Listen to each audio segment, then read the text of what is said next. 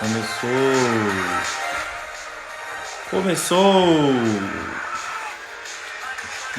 Vamos aguardar às 8 horas em ponto para iniciar com mais uma trajetória empreendedora, a primeira de muitas, né? Será uma série de cerca de 20 lives diárias que vão contar a história de diversos empreendedores, empresários que eu admiro muito, que eu já vi atuarem e que com certeza vão agregar em muito aí para vocês que estão empreendendo também, que estão buscando também errar menos, né, e praticar cada vez mais esse empreendedorismo que realmente é o que muda o nosso país, né? Vou chamar o Elinho aqui para participar com a gente. Esperar ele entrar aqui para a gente começar. Enquanto isso, música. Bom, gente, só para lembrar, essa vai ser a primeira de 20, né, lives. E já estamos agendados aí as próximas 7 lives, que vão ser todas aqui pelo Instagram. E eu estou muito animado, porque é uma live melhor que a outra, cada um em um setor. Amanhã nós vamos ter a presença de um dos sócios da RN, o Davi.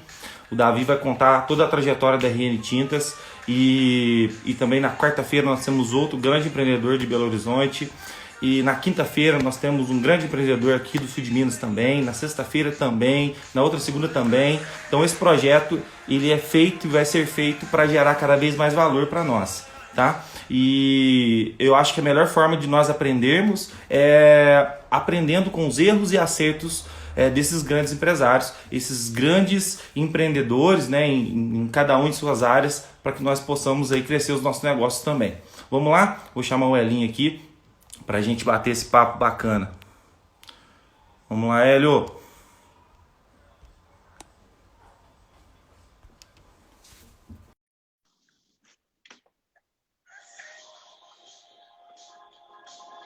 Aguardando. Grande Hélio!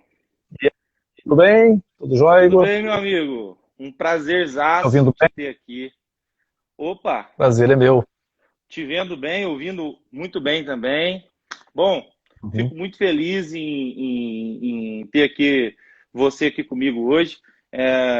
Como eu te disse, esse é um projeto, né, que eu sempre pensei e eu sempre quis bater esse papo, porque nós, né, eu te conheço, te admiro como um empresário, e só que muitas vezes a gente não conhece o todo, né? A gente conhece uma pequena parte do que você faz, e muitos, né, acredito que até alunos seus se conhecem um pouco, né, da sua história, mas eu queria, né, explorar tanto nessa sua primeira, tanto porque você é o primeiro dessa série de 20 lives que eu pretendo fazer, que eu estou fazendo, porque eu te admiro muito como profissional no setor de tecnologia. Nem se fala, você é uma referência para mim e para muitos outros, né? Quando eu iniciei no setor de tecnologia, você foi um dos primeiros mentores que eu tive, né? Indiretamente, né? A gente não foi uma mentoria velada, né, Hélio? Mas eu fico muito Uhum. feliz de você estar aqui comigo pela admiração que eu tenho por você e pela sua trajetória. Eu acredito que a gente vai. Eu quero, né, explorar bastante você aí, o seu conhecimento, para você agregar muito. E depois, gente, essa live vai ficar salva aqui também, mas nós vamos recortar os melhores momentos para compartilhar com o pessoal aí também, para eles saberem um pouco mais sobre os feitos que o Hélio tem realizado aí e tudo que ele pode oferecer e de aprendizado para nós também, né? Hélio, eu confesso para você que eu não quis saber muito do seu passado para que o bate-papo fosse legal. Mas eu confesso que eu fiz algumas investigações para saber de uns casos bem interessantes, para saber um pouco da sua história. Você tem espiões na sua família e você nem sabia. Ah, é? Ué, com certeza. Eu, Ei. eu utilizei meus contatos para conhecer um pouco mais sobre o Hélio Pessoa, fora do profissional. Mas eu queria saber de Aham. você, Hélio, e esse é o objetivo, né? Cara, como tudo começou? Eu vou falar um pouco do seu currículo aqui, mas bem friamente, porque o currículo ele transcreve uma coisa, muitas vezes a gente não pode se condicionar só a ele, né? Mas só para deixar claro, o Hélio ele é empresário, investidor, professor, escritor, pesquisador, Ele é professor do Instituto de Ciências Sociais Aplicadas da Universidade Federal de Alfenas, no campus de Varginha, Unifal, ex-coordenador do curso de pós-graduação profissional em administração da Profiap, né, pública da Profiap, chefe do Laboratório de Políticas Públicas para Cidades Mais Inteligentes e do Instituto de Ciências Sociais Aplicadas. Atuou como 10 anos como coordenador de curso na área de tecnologia, de informação, engenharia e produção. Leciona disciplinas nas áreas de administração, engenharia, computação desde 1991. E eu adoro saber disso, Hélio, que você está nessa área há tanto tempo. Leciona disciplinas nas áreas de administração, engenharia, relações e gestão pública, é autor de livros nas áreas de educação, tecnologia e inovação, palestrante internacional sobre ciência, inovação e tecnologia, e é doutor em engenharia de produção, mestre em engenharia de produção, pós-graduado em gerência da informática, pós-graduado em análise de sistemas, graduado em administração e graduado em tecnologia de processamento dos dados. Ufa, eu acho que eu acabei. Se tiver mais, você me corrija. Mas, Hélio, não, isso aí. Eu fico... É isso aí, né? Hélio, mas assim, eu sei que seu currículo é vasto, sua experiência é gigante, mas como tudo começou? Eu queria muito saber, porque a trajetória e o início muitas vezes influencia diretamente no que nós vamos nos tornando, né? O nosso molde inicial, nossa cultura, ela começa desde muito cedo e ela vai se moldando gradualmente, nós que somos e empreendemos. Eu queria saber como é que foi o seu começo, né? Onde você nasceu e como você se desenvolveu até chegar até aqui. Então, a história é longa, viu? Vai ter... Se eu for voltar muito no passado, nós vamos pegar aqui no tempo que o Guaraná era fechado com rolha ainda, não tinha nem chapinha de metal ainda. Mas então vamos passar já um pouco para a adolescência, né? Que foi a época que eu comecei a me interessar por computadores, e assim, era uma coisa muito distante da nossa realidade, você tem um computador, era coisa absurdamente cara. Eu gostava de eletrônica, sempre fui curioso, gostava muito de mexer, fuçar, desmontar, montar coisas, né? E aí isso indiretamente me direcionou para a eletrônica, mas eu fui fazer eletrônica e não me dei bem no estudar eletrônica. Então, eu gostava de mexer, mas não gostava de estudar, e até porque eu não gostava muito da parte de ferro de solda, queimava a ponta do dedo e tal. Aí eu larguei mão da eletrônica. Mas ficou aquela ideia de mexer com coisas eletrônicas. E aí, na época, eu não conhecia ninguém que tivesse um computador, eu nunca já visto um computador na minha vida, né? Computadores não eram como são hoje, né? Até existia o microcomputador, lógico, isso lá no final dos anos 70, mas não aqui no Brasil, na nossa realidade aqui, isso não existia. Eu sou de Cambuquira, que também é uma cidade, né, de 11 mil habitantes, mas não tinha também muitas opções, não tinha cursinho de informática, não tinha, né, naquela época, de jeito nenhum, nem em Varginha tinha, imagina em Cambuquira. Mas aí eu comecei a me interessar pela área de informática, comecei a estudar por livro, comprava fascículo na banca de jornal, que tinha uma série chamada Input, que era comprava um fascículo por semana, depois juntava lá 20, 30 fascículos, mandava encadernar e virava um livro para você ler. Mas eu estudava programação na teoria, né? Lia ali no livro e falava, nossa, que legal isso, né? Mas como é que será que é isso funcionando mesmo lá no computador, né? E isso me despertou o interesse, e a primeira vez que eu tive mesmo contato de fazer um curso foi um curso que aconteceu em Três Corações. Na época eu morava em Cambuquira, estudava em Três Corações, no ensino médio, e aí teve um curso de Basic na escola estadual lá, mas era um curso assim, era itinerante. O dono da escola de informática, ele botava os computadores no porta-mala do carro dele, viajava várias cidades, e aí em Três Corações ele escolheu lá para montar. Então uma vez por semana ele parava lá o carro dele, tirava os computadores do porta-mala, montava numa sala, e aí foi o primeiro cursinho que eu fiz numa empresa chamada Spectrodados, né? Até hoje, até outro dia eu achei a apostila aqui, impressa, ainda impressora matricial, sabe que a impressora faz... A apostila do curso foi impressa, e era um curso de linguagem Basic, e que é uma linguagem que hoje ninguém usa, mas na época era a linguagem iniciante, né? Que você usava para aprender a programar, né? Então não dava para fazer muita coisa, mas dava para aprender a lógica.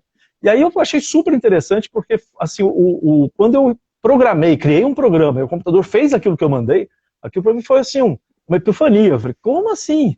Eu consigo mandar numa máquina, né?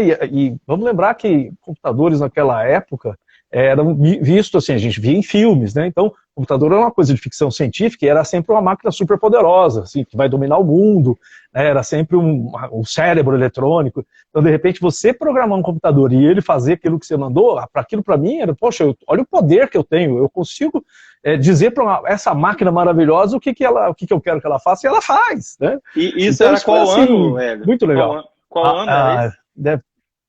Deve ter sido 82, 83, por aí, 1983.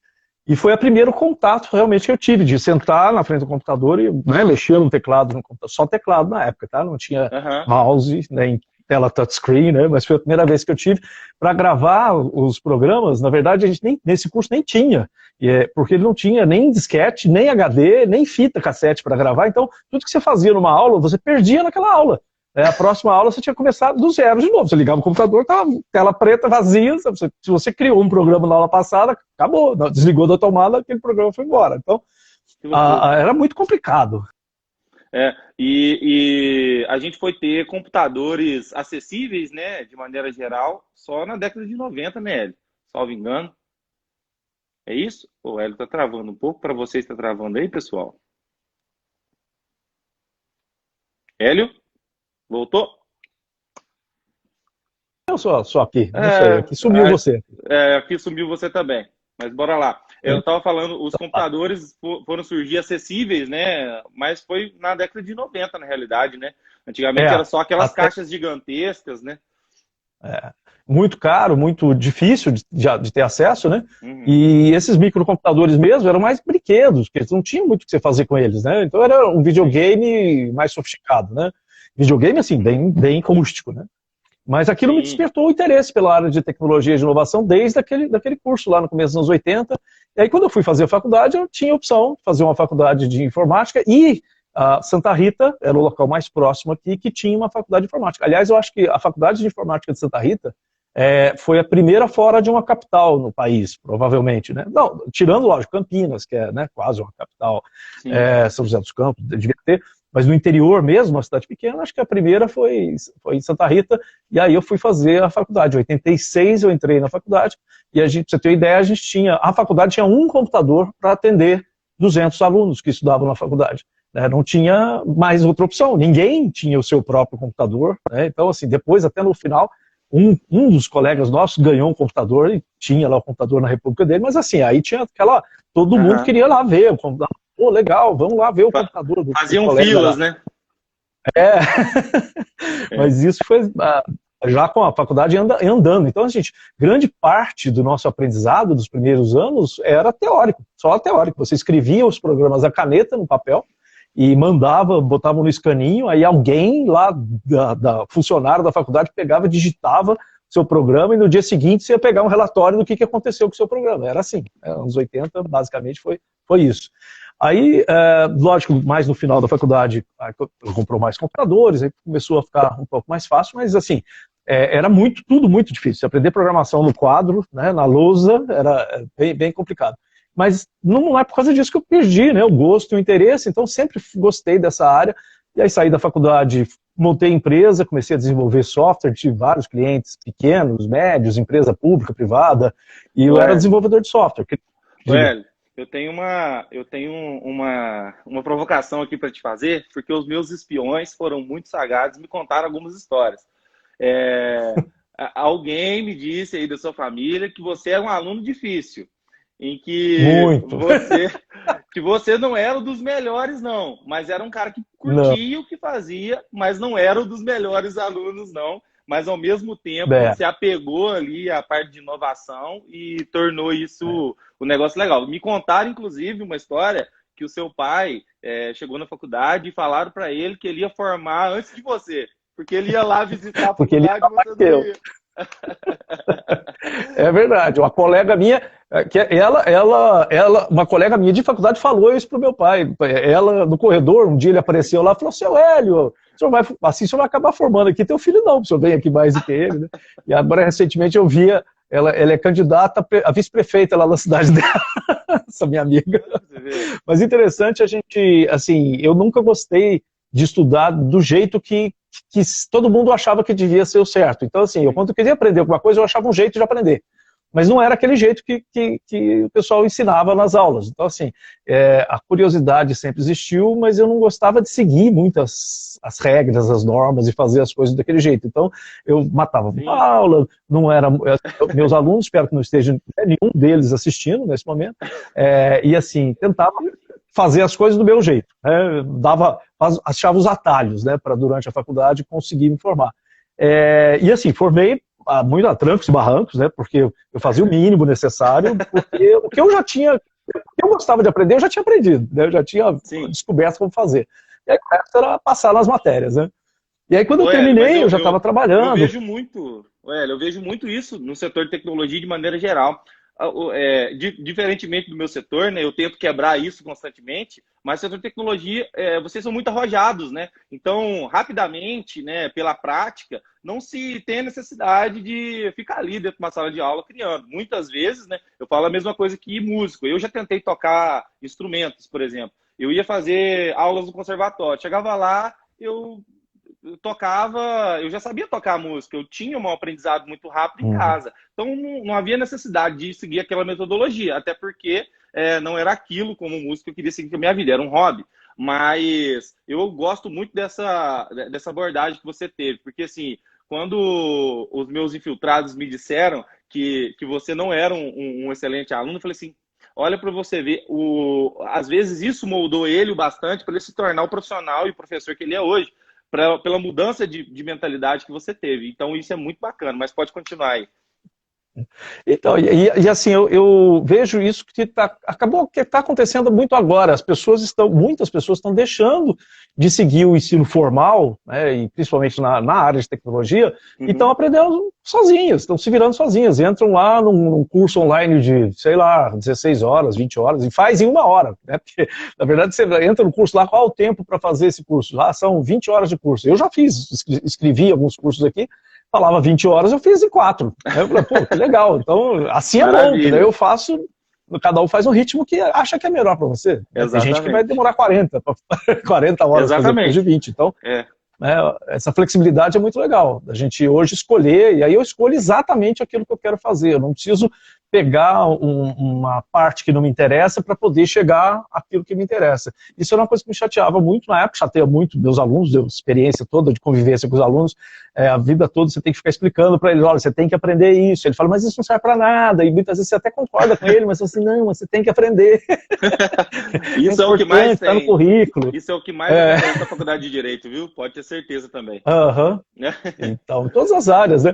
E aí quando você dá essa flexibilidade para a pessoa escolher exatamente aquilo que ela quer fazer, ela fazer o que ela gosta, ela se envolve muito mais, que é o que aconteceu comigo depois, né, da faculdade, que eu nunca mais parei, durante a faculdade eu era um péssimo aluno, depois que eu terminei a faculdade eu nunca mais parei de estudar, né? Eu estou estudando um curso, você lê o meu currículo aí, é um curso atrás do outro, eu fiz outra graduação, fiz 2 pós-graduações, fiz mestrado, fiz doutorado, cheguei a entrar num pós-doc, mas eu parei no meio porque eu estava num momento crítico de trabalho, estava envolvido até o pescoço com um monte de coisas, eu tive que parar. Mas não parei, os planos ainda estão aqui, uma hora ainda vou fazer um pós-doutorado, estou esperando um momento que não vem nunca, né? Um momento que as coisas ficam mais tranquilas, por quê? Verdade. Porque a gente se envolve num monte de coisas que não foi alguém que mandou você fazer, né? E eu acho que isso é algo que eu me orgulho bastante, assim, porque essa mesma pensamento que eu tinha de não obedecer e não seguir as regras exatamente como elas eram, isso é uma característica minha também de estar sempre inventando coisas e sempre tentando coisas que não necessariamente são as coisas mais óbvias.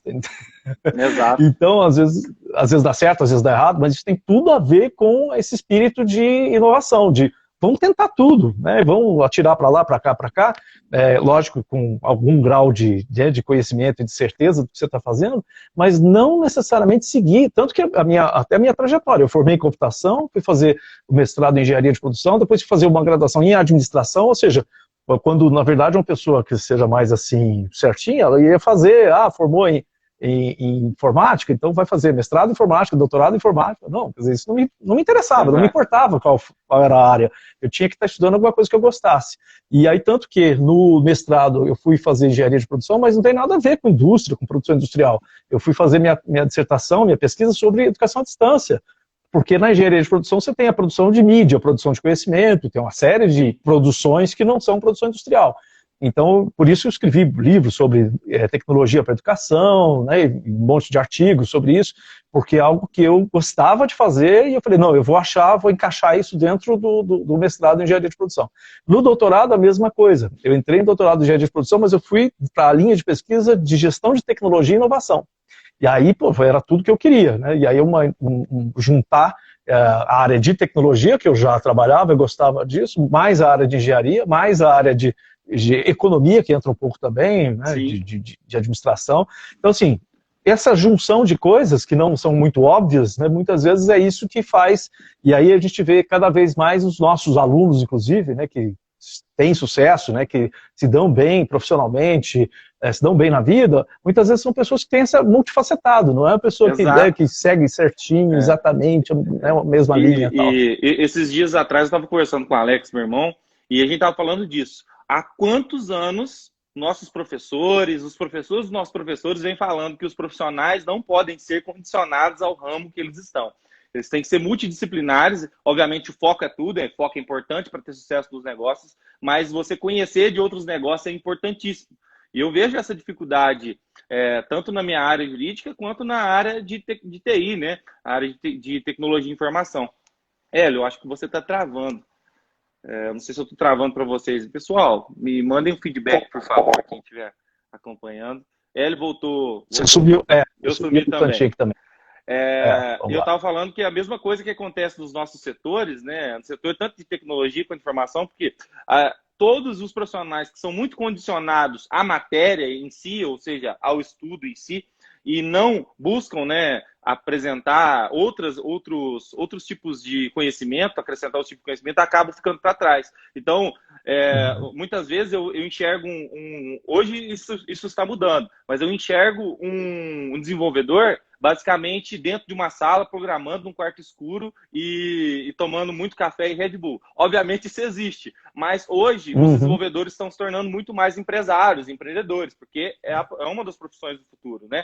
Igual os advogados. Os advogados estão tendo que se remodelar. São dois setores, na verdade, grandes setores muito antigos e arcaicos do Brasil, né, Hélio? Mas, Hélio, voltando ao assunto, quando você saiu da faculdade, você iniciou, você começou a empreender, você teve uma empresa. Me conta mais sobre isso. Como é que foi? Então, aí é o seguinte, naquela época, como eu me montei minha empresa em Cambuquira, uma cidade pequena, e também não tinha nem pessoal para ser sócio, não tinha muito essa ideia ainda que a gente tem hoje de vamos montar uma startup, vamos empreender. Era um negócio meio assim, vamos prestar serviço, né, dentro da área de tecnologia, e qualquer coisa que você fizesse lá ia ter cliente, porque eu era o único que vendia coisas, né, na área de tecnologia, prestava serviço, desenvolvia software. Mas a mim faltava, e hoje eu vejo isso, talentos de administração que eu não tinha. Eu sabia programar, era um bom técnico, tecnólogo, sabia fazer as coisas, criar soluções, mas eu não sabia administrar. Então, assim, a empresa não foi lá muito bem, porque faltou naquele momento, e aí eu acho que hoje em dia eu procuraria um sócio, né, e se fosse começar hoje uma empresa, eu ia buscar alguém que tivesse essa habilidade que eu não tinha na época. Até porque eu não tinha nem maturidade, experiência para poder lidar com certas coisas que acabaram sendo grandes desafios para mim. Por exemplo, cobrar, né? Eu vendia algumas coisas e não conseguia cobrar, então o sujeito não pagava, eu ficava no prejuízo. Outras vezes alguém me fazia um pedido, eu comprava do fornecedor, quando chegava o cara falava, não vou querer mais não. Pô, e agora? Eu vou ficar... Produto de tecnologia é altamente perecível, né? Exato. Não pode ficar com o troço no estoque um tempão, porque perde valor, e aí eu tinha que absorver o prejuízo. Então, assim, era legal a parte de desenvolvimento, que eu gostava muito, mas era muito sofrida a parte administrativa da empresa. E aí, mais ou menos na mesma época, eu comecei a dar aula aqui em Varginha. Foi a primeira oportunidade minha, foi aqui no Colégio Batista, que tinha um curso técnico de processamento de dados. E o pessoal do Batista colocou um anúncio no rádio, precisava de professor, né? Assim, já tinha começado o ano e o professor que eles tinham foi embora, o cara era do Rio, foi embora para o Rio, largou lá a cadeira de professor dele para trás, né? E aí, pô, ouvi no rádio, mas nem dei atenção, não sou professor, né? Não tem nada a ver. Mas meu pai ouviu, né? E meu pai ficou falando na minha cabeça, vai lá. Eu falei, pai, imagina, não tem nenhum dom para isso. Nunca né, dei aula, não tenho nenhuma habilidade, não tenho experiência. Não, vai lá, vai lá. Depois de umas 3 vezes meu pai falando, eu falei, tá, mas sabe que ele tá assim, tipo, para poder ter sossego, eu vou lá para ele não falar mais na minha cabeça, Sim, né? tá bom, Aí eu vou então. Isso, tá bom, vou lá. Sabe? Aí cheguei lá, fiz entrevista, o Emiliano, que era, né, ainda, né, um dos donos da escola lá, ele só perguntou assim, você é formado nesse negócio aí? Eu falei, sou. Eu falei, então tá, então você começa segunda-feira. Melhor entrevista de emprego. Não, pois é, mas não teve jeito, não tinha jeito de eu falar que não, né, que não deu certo. A entrevista tinha sido aprovado, né? Cheguei em casa, contei meio assim, né, mais preocupado do que feliz, né? Eu falei, pai, eles me deram emprego, e agora? O que eu vou fazer lá? Nunca tinha entrado como professor numa sala de aula, e tive que, num final de semana, descobrir como é que dava aula. Foi um desastre a primeira semana, lógico, os primeiros dias, né?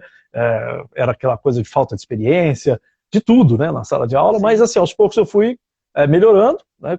O pessoal começou a entender também que eu estava melhorando, começou a me respeitar mais na sala de aula também, porque eu tinha muito aluno que era mais velho que eu tinha 20 e poucos anos, né? E aí comecei a gostar. E aí, pô, uma hora eu tive que escolher entre a empresa e a aula. Sim. Porque as duas coisas, um atrapalhava o outro. E aí eu gostava muito mais da aula do que de ser empresário, porque era muito sofrido, né? Sim. Aí eu falei, quer saber de uma coisa? Fechei a empresa e continuei dando aula, e aí foi aumentando, né? A época, começo dos anos 90, aqui em Varginha, começou a pipocar cursinho de informática num monte de lugar, DataPro, né? E próprias escolas, né? O Catanduvas lançou o curso técnico de processamento de dados, e aí o negócio foi evoluindo, e cada escola nova que abria, o pessoal me chamava, eu ia. Eu estava em várias escolas dando aula de informática, né? E a demanda por professores era muito maior do que a capacidade, não tinha pouquíssima gente formada nessa área realmente aqui na região ainda, né, no começo dos anos 90. Então a gente era muito demandado. Uhum. E eu nos meus bate-papos hoje, inclusive ele está assistindo a gente aqui, eu conversei com um ex-aluno seu, sabe? Para saber um pouco mais como é que você era na aula e tal, e como é que tudo fluía, né? E aí ele falou assim para mim, Igor, o Hélio foi tão marcante na minha vida, é o Joedson, você deve conhecer muito bem ele. Ele falou assim para mim, o Hélio foi tão marcante na minha vida como professor, porque quando ele me deu a primeira aula, foi a primeira aula que eu tive no curso de Tecnologia de Informação da FACECA, salvo engano. E ele mencionou que a primeira aula que ele teve, em 2000, 2001, salvo engano, foi como criar um e-mail no BOL. E você pegou todo mundo e ensinou a criar um e-mail. E eu falei, eu achei isso uma comédia, porque é tão básico e banal pra gente hoje, né? E isso era um bicho de 7 cabeças para todo mundo, a vivência com computadores, e você como pegou os primórdios e foi evoluindo junto com a tecnologia, né? E ele me contou outro assunto, pediu para te perguntar sobre um dia, né? Mencionar sobre um dia que você estava dando aula e pediu para uma pessoa coloca o mouse aqui, por favor. E eu não sei se você vai se recordar disso. Eu ri muito, né? Porque, como ele mencionou, foi tão marcante para ele que isso fazem quase 20 anos e ele não consegue se esquecer de você em decorrência disso. Eu falei para, não lembro agora, né, alguém que estava na sala de aula, eu falei, aponta o mouse para esse ponto aqui na tela, e coloquei o dedo na tela, né, para a pessoa levar o ponteiro do mouse até lá. A pessoa pegou o mouse e encostou na tela, naquele lugar onde estava o dedo.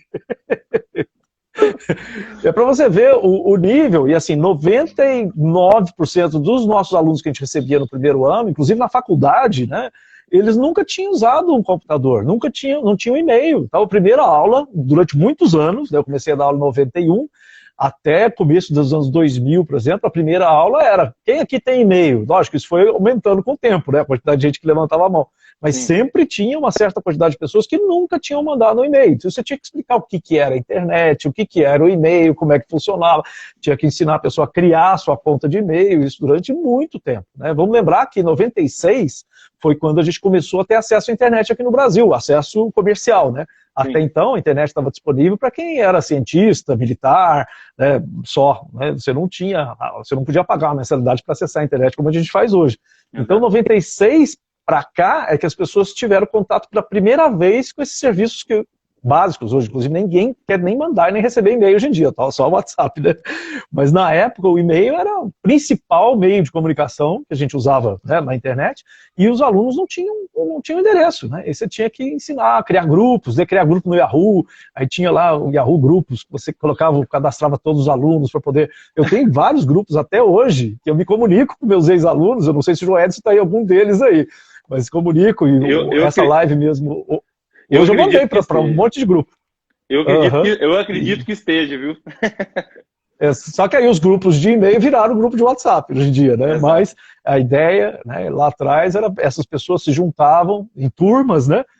Turma 1, turma 2, turma 3, ou pelo ano, né? E aí a gente se comunicava tudo através do e-mail, que era uma novidade imensa, né? Nossa, o professor criou um grupo de e-mail para a gente se comunicar lá na faculdade, olha que legal. Então, assim, eu gostava, eu acho que muito do que os alunos muitas vezes comentam e comentavam, e comentam ainda, né, sobre o que eles gostavam na minha aula, e eu acho que eu sinto isso também, é a empolgação que eu tinha em falar o que eu estava falando. Não era muitas vezes o conteúdo, mas eu sempre contava as histórias assim, de maneira muito, porque eu gostava muito de todas aquelas histórias, a história do computador, a história da internet, a história de um sujeito e tal, né, comentava a história da Microsoft, da Apple e tal. Então os alunos ficavam assim empolgados, porque eu falava, né, como se fosse contando uma história né, infantil lá para a moçada se divertir. Isso foi algo assim que eu não fiz de propósito. Opa, estamos travando novamente, Hélio. Epa. Me ouve, Hélio? Hélio, voltou? Opa, estamos aí de volta. Voltamos. Não sei o que está acontecendo, tá? Tá em ondas aqui, vai ver. Vez ou outra dá uma falhinha, não tem problema não. Mas você estava contando? Pode continuar. Então, eu acho que o Joedson até comentou aí, falou, algumas coisas, né, são inspiradoras, né, você ouvir uma história do jeito que a pessoa que conta a história, né, ela mostra o quanto que ela gosta daquilo, né, e aí dá, né, ele está falando aqui, dá até nostalgia, né, de lembrar daquelas aulas. Sabe que outro dia, eu não sei se você tem acompanhado, mas eu agora, além de colocar, eu sou professor, pesquisador e tal, eu tenho incluído no meu currículo porque eu sou futurista também. Não sei se você já viu. Já reparei. Me auto-intitular futurista. E você sabe que isso foi um aluno que me puxou a atenção, disse, professor, lembra que em tal ano, 20 anos atrás, você falou que ia acontecer tal coisa? Eu agora não vou lembrar o que era exatamente. E aí eu falei, lembro. Eu falei, pois é. Aí, ó. Aconteceu. Há 20 anos atrás você falou que isso ia acontecer. Aconteceu. Algumas coisas há 25 anos atrás. Eu tinha visto algumas coisas, porque você vai vendo mais ou menos por onde as pesquisas estão indo, e aí você já antecipa, olha, isso aqui vai dar certo, isso aqui tem tecnologia, tem capacidade da gente fazer isso, né? O próprio IoT, né, eu já falava lá em 1997, 98, eu falava que o computador ele ia ser ubíquo, né, e ele já está, ele está em todos os lugares, não tem lugar onde você chegue hoje que não tem computador, que na época era uma realidade muito diferente de hoje. E ele ia ser pervasivo, você não ia perceber o computador, como a gente não percebe. A gente tem um computador aí, que nós estamos conversando através de 2 computadores aqui, todo mundo que está assistindo está usando um computador e você não se dá conta que você está usando um computador.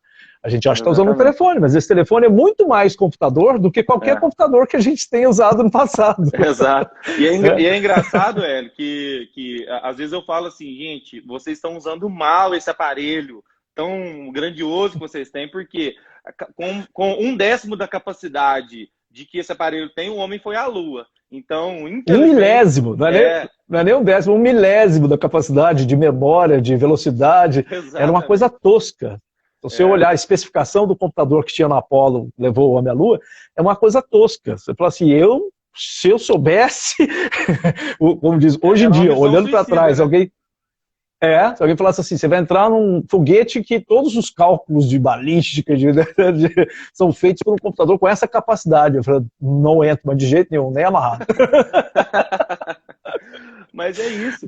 Mas... E Hélio, é engraçado ver que o próprio Joedson mencionou aí, vocês falaram também, é nostálgico ver, é legal ver o seu brilho nos olhos. E eu sempre falo, gente, o Hélio é o cara cabeça branca mais jovial que eu conheço. Porque você, além de acompanhar toda essa trajetória da tecnologia no Brasil, você ainda nos proporciona esse futurismo, né? Muitas vezes já fui em diversas palestras suas, inclusive aconselho que todo mundo assista, tanto o TED que você tem, quanto as suas aulas, que são as melhores, suas aulas sobre internet nos anos 90, que tem no YouTube. Gente, vocês vão aprender lá como fazer um e-mail, como baixar o MP3, como... O que mais que você ensinou lá, Hélio? Usar um disquete na época. Nossa, tinha várias coisas. Antivírus, webcam, né? Como é que... o que era cada coisa, né? E hoje o Hélio está falando. Tinha que explicar, né? E hoje você está falando sobre inteligência artificial, está falando sobre cidades inteligentes. Olha para você ver essa evolução, né? Obviamente são anos de estrada, né, Hélio? E uma coisa que eu queria te provocar também, Hélio, é a respeito de suas experiências internacionais. Hoje eu sei que você leva esse conhecimento que você tem como pesquisador, tanto aqui no Brasil, leva para outras coisas. E, assim, para mim é uma vontade também, eu dou aula também, você sabe, eu dou aula na parte de Direito e Tecnologia, mas um dia pretendo eu seguir seus passos e dar também aulas fora do Brasil. E eu queria saber como é que foi, né? Você, um menino de Cambuquira, que iniciou ali na eletrônica, né? Cuidando, né? E matando aula às vezes, mas mesmo assim amando o que fazia. Como é que foi para você sair do Brasil e levar esse conhecimento e isso que você tanto amava para fora? Como é que foi a sua primeira experiência lá fora, primeira aula? Bom, e hoje nós não acho estamos que vai com sorte, estamos deu uma travadinha. bastante. Aí, voltou. Mas agora, acho que agora foi rápido. Então, obrigado pelo menino de Cambuquira, gostei. Menino foi muito bom você falar. Uma coisa que eu gosto de chamar a atenção também é a rede que a gente faz. Grande parte dessas atividades que eu fiz, de atividades fora do Brasil, participar de eventos e congressos como palestrante, foi através da rede de contatos. Pessoas que eu já interagia por algum motivo, porque a gente participou, às vezes, como membros de uma banca, em algum lugar, às vezes virtual, às vezes presencial e tal. E isso vira uma conexão que as pessoas sabem quando precisa de alguém, fala, pô, tem aquele cara lá, né, no Brasil que fala sobre isso. Então, grande parte dessas atividades, algumas foram eventos que eu realmente mandei uma proposta, né, um artigo e fui lá apresentar.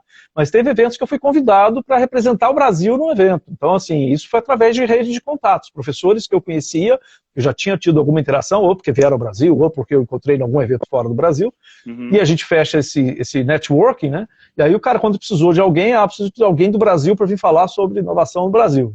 Tem um cara que eu conheço. Me chamaram, né? Eu fui para a China, fui para a Argélia, fui para Oxford, né? Falar sobre inovação no Brasil, a convite de amigos, professores amigos, que a gente vai conhecendo ao longo da vida e vai tendo esse relacionamento que gera essa confiança. O sujeito sabe, conhece seu trabalho, escreve junto, às vezes é muito legal escrever e publicar artigos, né, junto com outros professores de outras instituições. Isso aconteceu algumas vezes e é legal porque você traz o conhecimento dele e leva o seu conhecimento, né, para ele, e isso gera um link legal. Então, esse trabalho colaborativo é muito, muito importante e gera muitos resultados. Então, assim, eu adoro viajar. Então, alguém me chama para ir para tal lugar, antes de saber onde você pode vir aqui, eu vou. Depois ele me fala o endereço. Isso, inclusive, isso é bacana. Estou sofrendo muito na pandemia, né? agora. Exatamente, né? A gente está muito, muito voltado para esse digital, né, recentemente. Mas uma coisa interessante que você está mencionando, né, a importância do relacionamento, né? Eu acho assim, uma das coisas principais para o sucesso de qualquer tipo de empreendimento, ou então até mesmo você, né, um pesquisador aí, com um vasto conhecimento nacional e internacional, é o relacionamento, né? Muitas pessoas negligenciam isso, né? Aí depois querem atribuir o problema a simplesmente, meu trabalho é bem feito, mas não é reconhecido. E muitos pesquisadores, eu acredito que você deva concordar com isso, ou você me corrija se estiver errado, mas muitos pesquisadores falham na comunicação. Eu vejo que as pesquisas são maravilhosas e não chegam, e quando não chegam, e quando chegam, são mal comunicadas, né? E eu enxergo muito que dentro do âmbito estudantil, né, e dentro de empresas também, se falta relacionamento para gerar outros negócios, gerar possibilidades. Sem o relacionamento, você nunca faria o que você fez hoje, eu acredito, né? E também, como você falou, a comunicação é essencial. Muita gente não dá o devido valor. Eu também, recentemente, em 2018, eu participei de um concurso chamado Fab Lab, que era para cientistas que conseguem explicar uma coisa complicada de maneira simples. Então, eu tinha que pegar um tema complexo e falar aquilo em 3 minutos que todo mundo conseguisse entender. Então, eu participei do concurso, fiquei entre os 30 finalistas no Brasil. Vai ter esse concurso de novo agora, tá? Inclusive, vai ser transmitido pela TV Cultura, se não me engano, o Taz, Marcelo Taz, que é o apresentador do programa dessa vez. Mas foi, assim, muito legal, uma experiência muito legal, até porque eu era 2 vezes mais velho do que todos os outros concorrentes do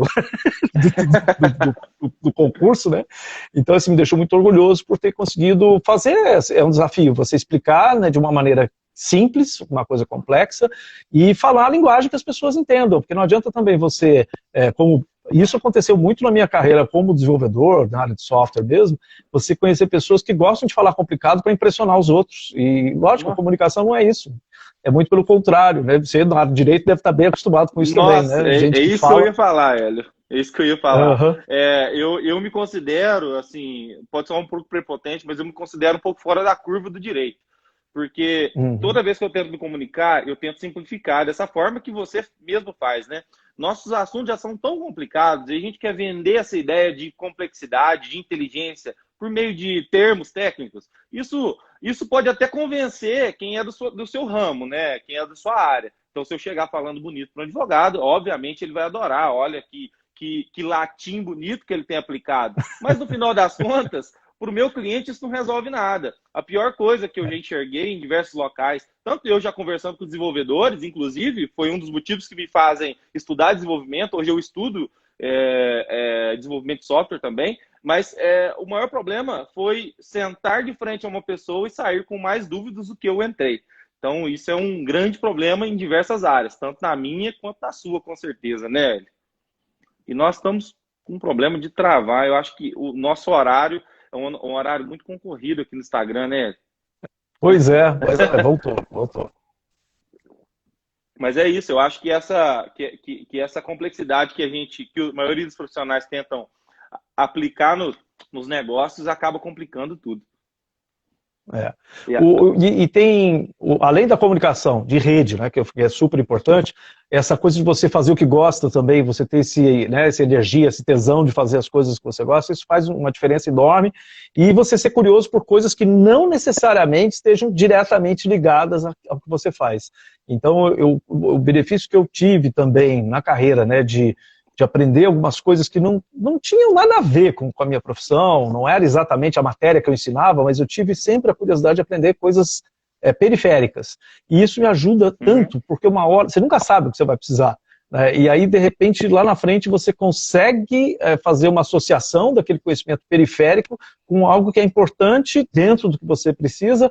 Então, não descartar esses assuntos, né, ou temas, e a gente também poderia dizer, hoje em dia, está na moda falar soft skills, né? Você desenvolver essa capacidade de falar sobre vários assuntos, né? Entender sobre vários temas, ler sobre várias coisas, mesmo que não seja algo diretamente ligado, algo que vai te dar dinheiro agora. Não vou mexer com isso porque isso é perda de tempo. Não, muitas coisas que parecem ser perda de tempo acabam te contribuindo de alguma forma. Então, são coisas que assim, eu fui aprendendo ao longo da vida com algumas facilidades que eu tive, que eu gosto de, às vezes, passar isso para frente. Falar, presta atenção ao redor, não fica só muito focado num ponto só. Use a sua rede de relacionamento, né, e crie uma boa rede de relacionamento com as pessoas. Faça comunicação eficiente, efetiva, né, para que as pessoas entendam o que você quer, onde você quer chegar. Porque muitas vezes você acha que está todo mundo entendendo o que você está querendo e ninguém está, na verdade, porque está subentendido. Na tua cabeça está muito claro, mas você não expressa isso e as pessoas não sabem o que você está querendo fazer, né? Então, essas são coisas assim, que ao longo da vida eu fui percebendo que eram coisas que dá para a gente desenvolver e prestar atenção nisso para poder conseguir né, atingir os seus objetivos e os seus resultados. E algo que tem gente que acha que é até um defeito, eu acho que não é um defeito, é até uma qualidade, muitas vezes você fazer essas atividades despretensiosamente, porque tem gente muito focada em dinheiro, lucro, vamos, né, fazer isso e tal, e nem sempre essas coisas vão ser as que vão te dar mais satisfação. Mesmo que você tenha, né, a não ser que você seja apaixonado por dinheiro, né, seu motivo de viver é ter uma gaveta cheia de notas de euros, dólares e tal. Mas isso é algo que ao longo da vida também eu fui desenvolvendo essas coisas assim. Eu vou fazer porque eu gosto. Né? Vai dar grana, mal, se der é ótimo. Se não der, pô, vamos tentar assim mesmo. Né? E pode não dar agora, mas dar lá na frente. Então acho que é algo também que a gente tem que pensar mais sobre isso. Isso é uma coisa importante demais que eu enxergo. E eu enxergo assim também, que muitas pessoas que passaram muitos anos e ainda não conseguiram encontrar isso que eu chamo de tesão. Qual que é o tesão que você tem de fazer, certo? Muitas pessoas ainda não acharam. Eu tive o privilégio de encontrar isso muito cedo, de achar no direito que eu gostaria e na inovação que eu amo. Mas nem todo mundo teve essa capacidade ainda. E muitas pessoas vão morrer e não vão encontrar. Vão viver em trabalhos medíocres, em negócios medíocres, achando que perseguir o dinheiro é o caminho. E como você mesmo disse, e eu já falo aqui do próprio Joelson que ele mencionou a respeito do tesão, que é ver você falar, poucas pessoas têm os brilhos nos olhos. E o brilho no olho pode ser alguma coisa bem subjetiva de maneira geral, mas ele é nítido. Quando a pessoa está empolgada falando de um assunto, isso chega a chamar atenção e dá vontade de você pegar aquele conhecimento para você. E eu tive muitos exemplos, você deu muitas aulas, com certeza você mudou tantas vidas que nem lembra, né? Muitas vezes, né? São tantas pessoas que passaram, né? Eu lembro quando eu fazia um projeto social na faculdade ainda, que foi a minha primeira experiência dando aulas. Eu ia em escolas públicas junto a 2 amigos meus, com dinheiro próprio nosso, e nós dávamos aulas de direito simplificado. E um professor nosso disse assim, olha, você vai dar aula para pessoas que não têm conhecimento nenhum sobre direito, nem seus próprios direitos. E eram pessoas de EJA, ou às vezes eram adolescentes, que estão se desenvolvendo ainda. Então, eles são piores que vocês quando entraram na faculdade. Não sabia zero mesmo coisas. E aí o que vocês têm que fazer? Aprendam a explicar alguma coisa de direito como se fosse explicar para uma criança de 6 anos. Se você conseguir fazer isso, todos vão conseguir te compreender. Então os nossos treinos eram baseados nisso. E quando nós chegávamos na sala de aula, explicávamos para pessoas, para professores, etc. E nós impactamos umas 2.000 crianças aqui na região, né? Falando de direito, sim, direito básico, direitos dos animais, Maria da Penha, direitos civis básicos, né? Que a gente achava que fazia falta no nosso ensino médio. E a gente aprendeu algumas coisas. Depois de 2, 3, 4 anos que a gente tinha feito esse projeto, muitas pessoas chegavam na gente e falavam assim, Igor, você lembra de tal dia, tal hora, que você estava lá e você estava falando isso? Então, você brilhou o olho assim. E nesse momento eu decidi fazer o que eu faço hoje. Às vezes, nós gostamos tanto do que fazemos e falamos com tanta eloquência e tanta vontade, e às vezes a gente não percebe o quanto isso impacta, o brilho no olho. O impacto do brilho no olho, ele mexe com o sentimento da outra pessoa que está recebendo. E aí ela quer buscar esse sangue no olho também, esse brilho, né, que a gente tem. Infelizmente, poucos, né, que pena, poucas pessoas vão conseguir encontrar isso na vida, mas os que encontram, e nós somos privilegiados por encontrar isso, e conseguir fazer isso, né, e fazer com que as pessoas enxerguem isso na gente. Mas é isso, Hélio, é isso. Outro dia eu tive uma satisfação imensa, lógico, né, ao longo de tanto tempo, com tanta gente, você vê o sucesso, né, dos alunos, né, as pessoas que estão satisfeitas hoje fazendo o que fazem, e aí volta para falar contigo e fala assim, cara, lembro direitinho naquela aula quando você falou tal coisa, e eu uso isso na minha vida até hoje. Isso é uma satisfação enorme para a gente. Exato. Mas outro dia ainda, dentro daqui da faculdade, na época, ano passado, ainda nas aulas presenciais, né, foi um dia assim que eu saí muito feliz da universidade, foi que eu estava dando uma aula que é um assunto que nem é um assunto assim que eu mais gosto, né, porque tem disciplinas que você pega que não é aquela que você é especialista nela, ou que você gosta dela. Então eu estava dando aula de introdução à administração pública, que é uma matéria, se você pensar bem, né, tomara que nenhum aluno meu esteja ouvindo, né, mas é uma matéria assim, não muito sexy, né? Não. É meio maçante, muita teoria, né? Teoria geral da administração e tal. E é uma turma de 70 alunos, né? Então a gente falando, e dá exemplo, né? Aquela aula, tenta fazer ela bem diversificada. E aí quando acabou a aula, a gente saiu no corredor, e aí um aluno, isso é o primeiro período, o pessoal estava entrando na universidade, né? E aí um aluno no corredor, tinha acabado de sair da sala antes de mim, ele com um colega, né? Aí um virou pro outro, cara, que aula foda, hein, cara? Eu falei, pô, acho que eu acertei agora, depois de 30 anos dando aula. Acertei a mão. Consegui transformar um conteúdo chato num conteúdo chamativo. Claro, claro. Pois é, então, eu saí dali com uma felicidade, o aluno nem percebeu, porque ele nem viu que eu estava atrás dele, né? Mas eu ouvi aquilo, eu vim para casa rindo, dirigindo e rindo dentro do carro, sozinho, falando, nossa, acertei, agora eu acho que eu acertei a mão, descobri como é que faz para dar aula, porque você conseguir entreter aluno de 18, 19 anos, né? Numa sala com 70 pessoas, com um assunto que não é o assunto que você é especialista, e nem você gosta tanto desse assunto assim. Exato. E aí você conseguir empolgar uma pessoa a gostar de uma aula, porque, né, ouviu do jeito que ela queria ouvir aquilo, isso foi uma sensação imensa de prazer, né, de satisfação e de realização para a gente. Então, essa minha profissão hoje, como eu falei, eu nunca tinha imaginado ser professor. No dia que eu vim fazer entrevista aqui no Colégio Batista, a ideia é iniciar assim, eu nunca vou conseguir ser professor porque eu não tenho experiência, eu nunca tive vontade de ser. Já hoje eu não consigo me ver fazendo outra coisa que não seja dar aula.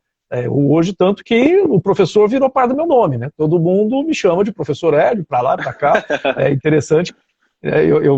Virou o prenome meu, né? Antes do Hélio é o professor, né?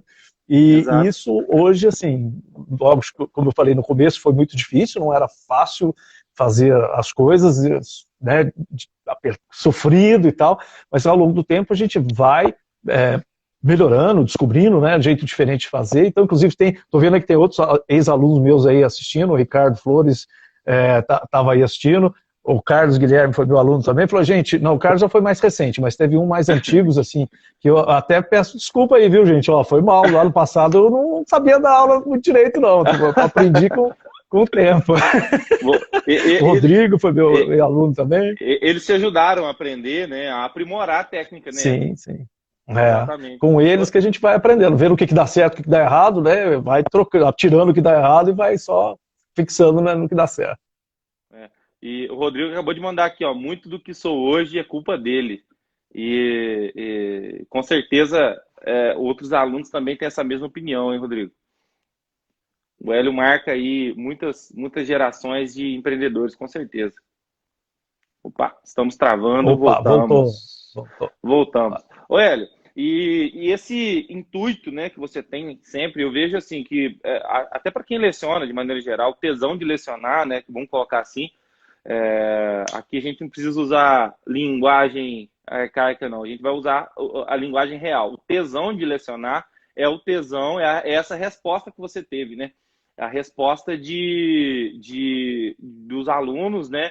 E te lembrarem, aí, que nem o Joelson, 20 anos depois, lembrar de detalhes específicos de uma aula. Esse é que é o tesão. Apesar de, naquela época, você não ter a técnica que você tem hoje de ensino, né?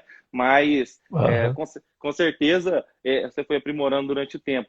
Mas, acima de tudo, Hélio, eu queria saber desses novos projetos que você tem aí. Eu sei que você é um cara que está em um movimento muito constante, né? A gente está sempre envolvido em projetos aí. A gente sempre se esbarra, né? Em algum lugar, algum evento. Aí, só para lembrar, o Pint of Science, né, aquele evento que eu adorei, o escritório já patrocinou o evento também uma vez, e eu tô com saudade já desse evento, cara, que tem um movimento maravilhoso, que é exatamente de trazer muitos conhecimentos de fora, que muitas vezes eram complexos, e traduzi-los, né? E isso é fascinante. Mas como o Pint of Science, né, esse projeto que você tinha aqui em Varginha, tem outros também. Eu gostaria que você contasse, falasse pro pessoal também, esses outros projetos de impacto que você está criando aí, cara. Então, a gente vamos continuar fazendo o Pint of Science. Esse ano foi online, a gente espera que ano que vem a gente consiga fazer novamente presencial, até porque a ideia é ir no bar, né? Sentar no bar, tomar cerveja e falar sobre ciência. Então, a gente vai ter o ano que vem, tomara que seja no bar, no boteco de novo, e a gente vai continuar com a agenda de eventos, né? Aí sendo realizados. Nós estamos com o AgVenture Hub, é o hub de inovação para o agro, né, o agronegócio, que a gente criou em julho do ano passado, eu, Alain, meu sócio, a gente está especializando, né, nessa área de aceleração, de investimentos em startups do agro, e com a ideia de hub, né, juntar todo mundo, e isso é um movimento que está muito legal aqui em Varginha. O momento está muito bom, está havendo grandes transformações, grandes mudanças, inclusive de cultura, as pessoas estão começando a entender melhor. A gente está também junto com a Agrovem, que é o clube de investidores para o agro também, que está vindo, né, montou uma filial aqui em Varginha, né, e a gente está junto com eles também. Então, assim, nós estamos junto em todas as atividades que têm a ver com inovação para poder fortalecer nosso ecossistema. O ecossistema local, que assim, eu sempre fui agitador desse ecossistema. Tudo. O Sebrae precisa de mim, eu estou lá. Vamos fazer Startup Weekend, eu estou lá. Se precisar para que eu seja o facilitador, eu sou. Se precisar que eu seja mentor, eu sou. Se precisar que eu seja jurado, eu sou. Se precisar que eu participe também, porque não tem ninguém inscrito, eu vou lá e participo e ainda fiquei em segundo lugar uma vez no Startup Weekend. É verdade. É verdade.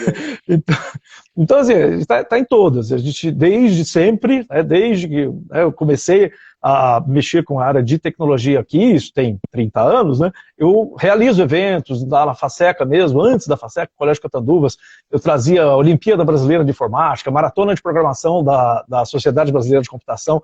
Então, assim, todas essas atividades, eu sempre... O Tecnofaseca, um evento que eu realizei nos 15 anos que eu fiquei na FASECA lá, eu realizei 12 edições do Tecnofaseca, que era um seminário, né, de tecnologia, e sempre, né, trazendo conhecimento de fora, trazendo palestrantes, fazendo essa agitação que a gente já sempre faz mesmo. Então, eu acho que faltava era isso, a gente ter esse reconhecimento e o engajamento de mais pessoas, que é uma coisa que está acontecendo, que é muito legal. Você vê muito mais gente envolvida e preocupada em desenvolver o ecossistema local de inovação, porque uma andorinha só não faz verão. Eu batalhei muito sozinho durante muito tempo. Tentei quebrando cabeça aqui e ali e acho que rendeu frutos, porque parte das pessoas que estão hoje, né, trabalhando e atuando nesse ecossistema são pessoas que tiveram alguma interação comigo lá atrás. Ou foi aluno, ou foi parceiro, né, e aí hoje está lá, né, envolvido nas atividades de inovação. Então isso é o que a gente continua fazendo com essas iniciativas, estamos com outras, né? Por exemplo, a gente tem o programa Voei, que começou agora,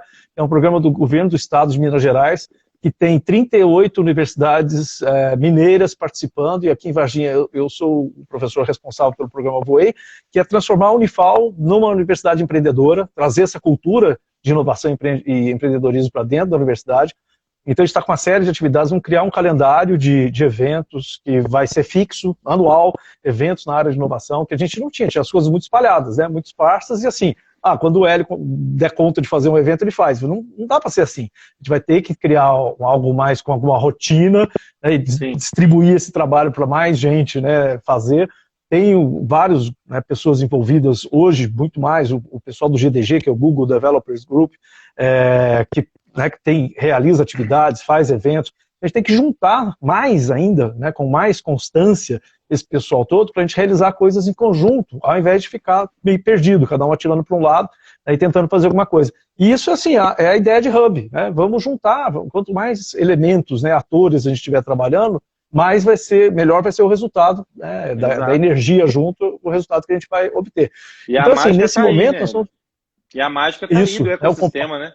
Porque o ecossistema, poucas pessoas, a gente fala ecossistema, se liga muito de maneira geral ao ecossistema natural, né? Ecologia. Mas é exatamente isso mesmo. Ou seja, cada pessoa e cada ente, ele tem uma responsabilidade, ele é um pilar de um local e que vão se desenvolver tecnologias, inovação, crescimento de maneira geral. Então, você está aí com o pilar educação e nós temos outros pilares que estão crescendo que há 5 anos atrás não existiam no Brasil, que não existia no sul de Minas, né? Que é o pilar financeiro, que a gente precisa de dinheiro para desenvolver as tecnologias, o pilar pessoas mesmo, essa educação, ou seja, as pessoas sendo desenvolvidas para esse tipo e sendo mostradas para isso. Mas, Hélio, nós estamos finalizando aqui. O cronômetro já apareceu aqui na minha tela de 1 minuto e 50. Eu gostaria que você desse um recado final de 1 minutinho aí para o pessoal, pela sua história. O que você pode deixar de recado final para o pessoal que quer seguir os seus passos? Eu acho que, além de tudo que eu falei, que é a parte de networking, de comunicação, de simplificar as coisas, de ter, né, essa diversificação de foco, é também a gente saber que fazer junto a gente faz muito melhor do que fazer separado. Se cada um ficar tentando fazer sozinho, a gente não vai conseguir tantos resultados como se a gente fizer junto. Então, a gente tem que reunir mais as ideias, reunir mais as pessoas para a gente trabalhar junto, com foco, e eu tenho grandes perspectivas muito boas para a nossa cidade, a nossa região, para o futuro, dentro da área de tecnologia e inovação. Com certeza. Conta comigo também, sempre. Você sabe que nós somos, acima de tudo, grandes parceiros aí em negócios, em tudo que for para desenvolver o nosso ecossistema, nós vamos estar junto aí. Obrigado mais uma vez, com certeza esse bate-papo aqui vai ficar salvo e vai ser replicado novamente, vai ajudar muita gente a entender o que você faz e também a seguir os seus passos. Obrigado. E pessoal, acompanhe a gente nas próximas semanas vão ter outros bate-papos tão interessantes, não sei se tão interessante quanto esse, mas vamos nos esforçar. Obrigado, Hélio, até a próxima, viu, meu amigo? Um abraço. Eu que agradeço, um abraço, até mais. Tchau, gente, obrigado.